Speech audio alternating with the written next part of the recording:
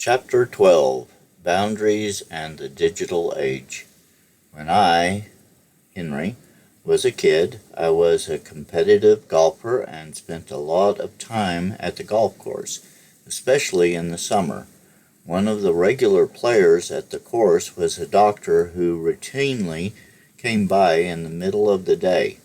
Not that he was there every day, or even all of the day, but it seemed to me he didn't have a real job. He just hung out a lot at the golf course. Pretty cool job he has, I thought, playing golf every day. One day I finally asked him, "How can you be here and not be at work?" "I am at work," he said, pointing to the pager on his belt.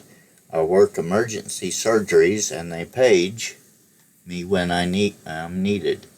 The hospital is only 2 minutes away. Since they can reach me when I'm on call, it frees me to be here until surgery is needed. I can get there even before the ambulance arrives. It's great." Wow, how cool is that, I thought, to be able to work without being at work. Now that's the kind of job I want someday. Be careful what you wish for. Fast forward a few decades, and being on call, reachable anytime, anywhere, by virtually anyone is a routine fact of life. And not just for me, but for all of us, kids as well as adults.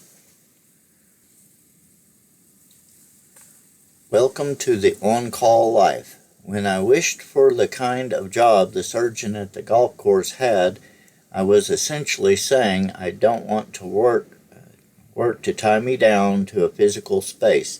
I want work to be able to find me wherever I am so I can go anywhere and have total freedom.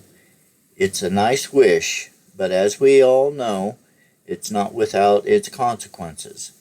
At the time, an on-call life still had limits, and being on call was mostly reserved for people who had to deal with urgent or emergency situations.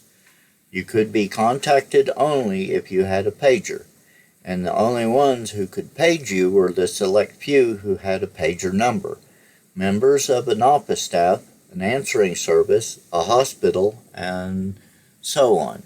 There were boundaries on both who could find you and when you could be found. Next came the cell phone. At first, mobile phones were expensive to use, 40 cents or more a minute, and not everyone had one. Those who did used them sparingly, but within a few years improved technologies brought the cost down, and it wasn't long until everyone had a cell phone. Now you could be found anywhere at any time by anyone who had your number. Then came the internet and email, readily available to everyone with a desktop computer. Now you could be paged, not just in case of emergency, but pretty much any time. Your boss or anyone else could communicate with you or give you work any hour of the day or night. Even emails from friends would make you feel like you had to respond or do something. There was no escaping anymore. Work officially leaped the boundaries of the brick-and-mortar workplace and made itself literally at home in your personal space and time. And then things got a lot worse. How? The cell phone and the internet got married and had a baby. The smart people invented the smartphone, which now meant that anyone could use an email, a text, and even an old-school phone call to find and reach you anytime, anywhere, for any reason. The on-call life wasn't limited to when you were at a desk using a computer, because now you were carrying this technological intruder right in your pocket at all times.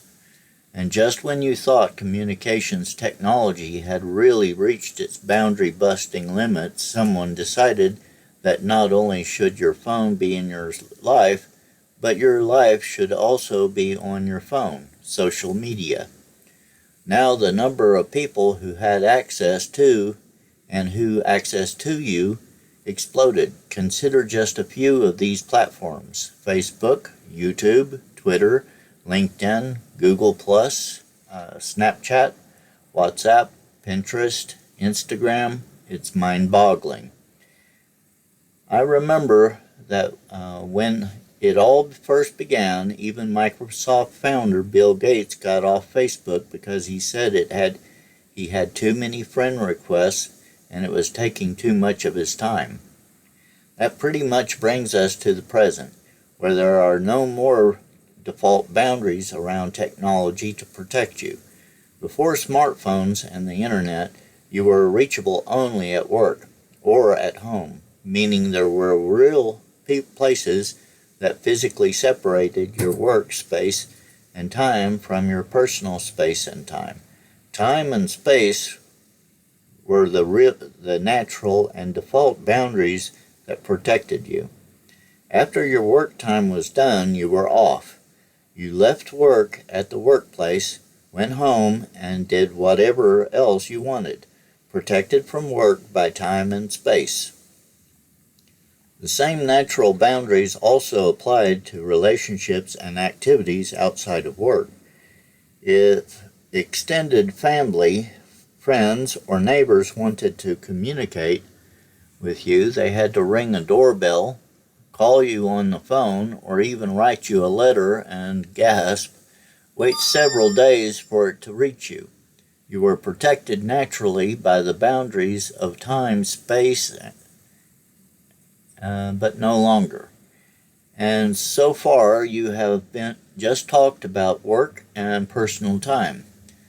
But this breach of boundaries goes further than that. Even within work or your personal life, people can reach you directly who used to have to go through some sort of channel to do that. If you worked in a company, for example, they had to go through an assistant or leave a voicemail. To make a personal connection, they had to go through a mutual friend to find some way to talk or meet you. But now think of this. Others just give out your email or cell number, and all these people can bypass any gatekeeper or protections. They have direct access to you. When you add up all these fairly recent developments, you find that they invade all of life, much more than just upsetting the work-life balance. Whatever that is, they have intruded into all of life, period. So what does all this mean? Something very important. Boundaries on technology and social media are now entirely up to you.